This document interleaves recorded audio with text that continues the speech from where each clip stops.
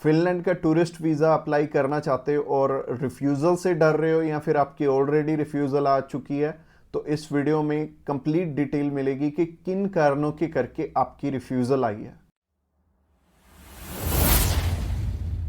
Subscribe कीजिए हमारे इस चैनल को और टूरिस्ट वीज़ा में आने वाले अपडेट्स के बारे में अप टू डेट रहिए।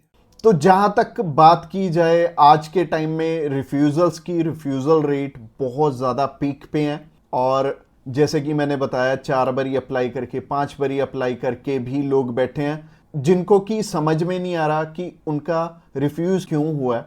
तो सबसे बड़ी इसमें दिक्कत होती है रिक्वायरमेंट्स की। एक एम्बेसी की जो रिक्वायरमेंट है ना, वो ना तो आपको किसी साइट से मिलेगी और ना ही इसमें इलेबोरेट आपको एम्बेसी करेगी, चाहे उन्हें खुद फोन लगा लेना, चाहे आप वीएफएस को फोन लगा लेना, वो भी आपकी हेल्प नहीं करेंगे। और तीसरी चीज आती है यहाँ पे कंसल्टेंट्स। बहुत सारे कंसल्टेंट्स हैं, बहुत कुछ जानते होते हैं, वो आपको इसलिए नहीं बताते क्योंकि उस काम को करने में हो सकता है 2 मंथ या 3 मंथ या फिर 6 मंथ का टाइम जाए। तो मेनली बात यही है कि जब भी हमने टूरिस्ट वीज़ा अप्लाई करना है, हम ध्यान से देख लें कि हमारी रिक्वायरमेंट पूरी हो रही है और किसी अच्छे कंसल्टेंट के थ्रू ही अप्लाई करना। मैं तो एक चीज़ बोलता हूं कि बड़े नाम के पीछे तो कभी मत जाना। देखो अभी कोई बड़ा नाम है तो उन्हें कोई फर्क नहीं पड़ता कि आपका वीज़ा आए चाहे आपका रिफ्यूज़ हो। बट हाँ, जैसे हमारे जैसी कंपनीज हैं जो कि अप्लाई करने का भी खर्चा बहुत कम लेते हैं और इसके बाद भी आपको पूरी पूरी सपोर्ट करते हैं हर एक फील्ड में, हर एक चीज में आपकी डॉक्यूमेंटेशन बहुत अच्छे से बनाते हैं। क्योंकि जितने नॉमिनल कॉस्टिंग हम लेके चल रहे हैं ना, अगर आपका वीजा आएगा तभी हमारा बेनिफिट है। अगर आपका वीजा आएगा, आप 10 रेफरेंस हमें दोगे तभी हमारा बेनिफिट है, अदरवाइज हमारा कोई बेनिफिट नहीं है। जो पर्सन आपसे ऑलरेडी 25,000 50,000 रुपए एडवांस में ले रहा है, उन्हें आपकी प्रोफाइल से कोई मतलब नहीं है। अच्छा, दूसरी तरह के कंसल्टेंट ये हैं कि जो हायर साइड पे 20-25 हजार रुपए आपसे पहले भी लेते हैं और 10 लाख रुपए बाद में भी लेंगे।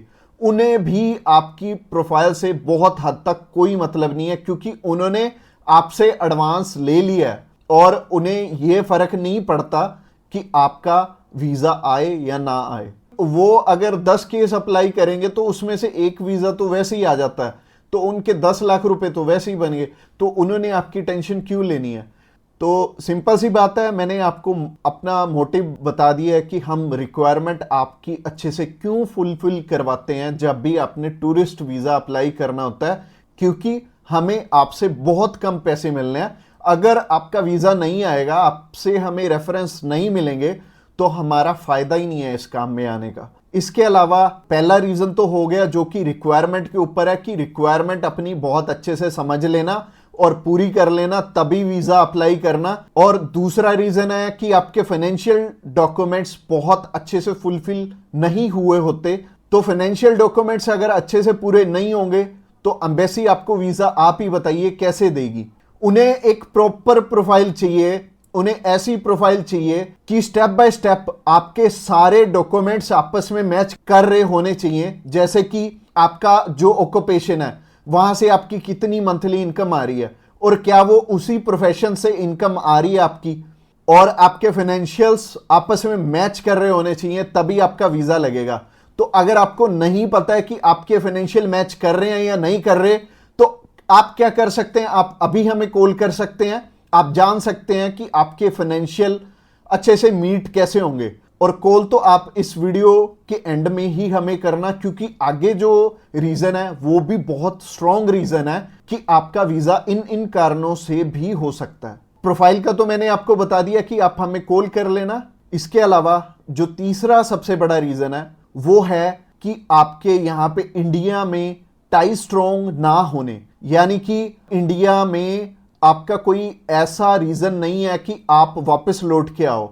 जैसे कि मैरिड है अगर कोई, तो उनकी वाइफ उनका रीजन बनती है वापस आने का, और अगर कोई अनमैरिड है उसको थोड़ी सी प्रॉब्लम ही आती है। बट इसका भी सोल्यूशन है कि आप बेटर है, अगर आप 20-21 साल के हो, 22 साल के हो, तो बाहर जाने के लिए मैरिज तो करोगे नहीं, तो कर क्या सकते हो आप अपनी मम्मी या फिर अपने पापा में से किसी एक जने को अपने साथ में अप्लाई करवा लो। इससे क्या होगा कि अगर मम्मी आपके साथ जा रही हैं, आपका नहीं है वापस आने का स्ट्रॉन्ग रीजन, बट उनका बन गया, तो उनके चक्कर में आपका भी वीजा आ जाने वाला है। तो आप कर कह सकते हो या फिर मम्मी या फिर पापा को अपने साथ में अप्लाई करवा लो, तो ज्यादा अच्छा रहेगा, आपका भी टाई स्ट्रॉन्ग हो जाएगा। तो तीसरा रीजन हो गया। रीजन नंबर 4 की तरफ बढ़ते हैं। और जो चौथा रीजन है वो ये रीजन है कि आप यहां पे घूमने के लिए जा रहे हो, आपका पर्पस मैटर करता है। जब आप कवरिंग लेटर बना रहे हो तो कवरिंग लेटर ये तो आपके हाथ में नहीं है, ये तो आपके कंसल्टेंट के हाथ में है कि आपका पर्पस बहुत ज्यादा स्ट्रांग होना चाहिए, तभी आपको एक कंट्री वीजा देगी। और वीजा उन्हीं को मिलेगा, लाखों लोग अप्लाई करते हैं जिनका की एक पर्पस होगा, जिनका एक कारण होगा बाहर जाने का। वीजा सिर्फ उन्हें ही मिलने वाला है जिनका एक रीजन बहुत ज्यादा स्ट्रांग होगा। तो रीजन बहुत ज्यादा आपका स्ट्रांग बनाएंगे अगर आप हमारे थ्रू अप्लाई करेंगे। तो ये चौथा कारण था आपका वीजा रिफ्यूज होने का। और ये 4 कारण ही हैं जो सबसे बड़े रिफ्यूजल के आपके चांसेस बनते हैं। जिन कारणों के पीछे ये चारों चीजें अपनी ठीक कर लो, और जैसे मैंने पर्पस में बताया, पर्पस आपका बहुत ज्यादा स्ट्रांग हो जाएगा अगर आप हमारे थ्रू अप्लाई करेंगे। तो अगर आप हमारे थ्रू अप्लाई करना चाहते हैं, आप जानकारी लेना चाहते हैं कि आपके रिक्वायरमेंट पूरी है, क्या आपके फैमिली टाइज स्ट्रांग है, तो आप अभी हमें कॉल करके पता कर सकते हैं कि क्या आपकी रिक्वायरमेंट अच्छे से पूरी है, क्या आपके फाइनेंशियल डॉक्यूमेंट जो कि सबसे ज्यादा इंपॉर्टेंट है आपस में मैच कर रहे हैं। इसके अलावा जो तीसरा कारण था वो था आपके फैमिली टाइज कितने स्ट्रांग है। इसके अलावा चौथा कारण है कि आपका पर्पस हम कितना स्ट्रांगली लगाएंगे। इसके ऊपर आपका वीजा डिपेंड करेगा। और वीजा चाहे आप फर्स्ट टाइम अप्लाई कर रहे हो, चाहे ऑलरेडी आपके एक रिफ्यूजल है, 2 है, 3 है, 4 है, जितनी मर्जी आपकी रिफ्यूजल्स हैं, मैटर नहीं करती। हमारे पास बहुत सारे लोग आते हैं, एक पर्सन का हमने अप्लाई करके दिया था और उनका टोटल 12 बार रिफ्यूज था, 13th टाइम उनका वीजा आया था। और मोस्टली लोग 1 बारी, 2 बारी, 3 बारी, तो बहुत सारे लोग रिफ्यूज होते हैं। कई लोग तो 4-4, 5-5, 6-6 बार रिफ्यूज होते हैं। इवन उन्हें ये नहीं पता लगता कि हम करें तो करें क्या।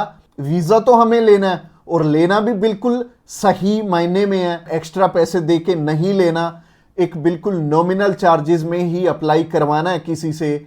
तो उस कारण में वो ट्रैवल हिस्ट्री वाली साइड भी जाते हैं। तो ट्रैवल हिस्ट्री वाली साइड मैं तो बिल्कुल नहीं बोलूँगा कि आपको ट्रैवल हिस्ट्री बनानी चाहिए, क्योंकि इस टाइम एयर टिकट्स ही इतनी महंगी हैं कि अगर आप एक कंट्री में भी ट्रैवल करते हैं तो आपका 70 से 80 हज़ार रुपये लग जाते हैं। इसके अलावा अगर आप 3-4 कंट्रीज में ट्रैवल कर लिए तो आपके 3-4 लाख रुपए खराब हो जाने वाले हैं। और जैसे कि मैंने आपको पर्पस वाली वीडियो में बताया था, 15 से 16 हज़ार रुपये में आप हमारे थ्रू अप्लाई कर लेंगे और आप कम से कम 3 लाख रुपए में अपना 20 बारी अप्लाई कर पाओगे।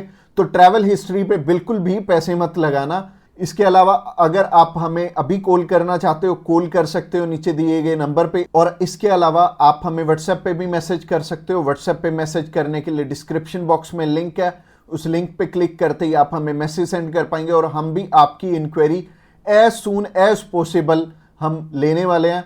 और हमारी टीम्स ऑफ एक्सपर्ट्स हमेशा रेडी है और वो सारे टीम मेंबर्स को पर्सनली मैंने ही ट्रेंड किया हुआ है और आपकी हर एक ज़रूरत को वो समझेंगे और फिर उसी अकॉर्डिंग आपको गाइड करेंगे। और आपको बिल्कुल भी टेंशन नहीं लेनी, जब भी आपने वीज़ा अप्लाई करना है आप हमारे थ्रू ईजिली कर सकते हैं। अगली वीडियो हमारी सी टाइप के वीज़ा के ऊपर रहने वाली है कि सी कैटेगरी में बहुत सारे हमारे पास ऑप्शन होते हैं अलग अलग, जिनके थ्रू की वीज़ा अप्लाई करने में हमारा पर्पस बहुत स्ट्रॉन्ग हो जाता है। तो सी टाइप में जैसे कि बिजनेस वीज़ा हो गया, स्पोर्ट्स वीज़ा हो गया, कल्चर वीज़ा हो गया, मेडिकल वीज़ा हो गया, तो ये सारे वीज़ा के बारे में हम बात करने वाले हैं, जो कि हमारी नेक्स्ट वीडियो रहने वाली है। तो आपने क्या करना है, हमारी नेक्स्ट वीडियो को भी जरूर ध्यान से देखना। Thanks a lot for watching this video till the end, और मिलते हैं किसी बढ़िया सी वीडियो में नेक्स्ट टाइम।